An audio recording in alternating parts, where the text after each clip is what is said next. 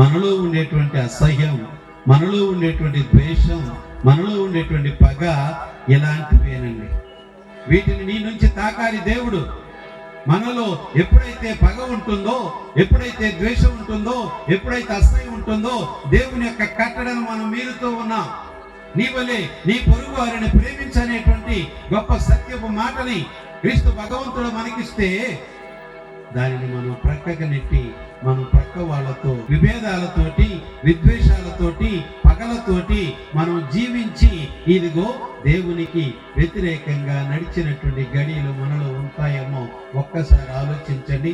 వాటి నుంచి నీకు స్వస్థత కావాలి. Praise the Lord, praise the Lord, hallelujah, praise the Lord, praise the Lord, praise the Lord, praise the Lord, praise the Lord, praise praise praise the Lord, praise the Lord, praise the Lord, praise the Lord, praise the Lord, praise the Lord, praise the Lord, praise the Lord.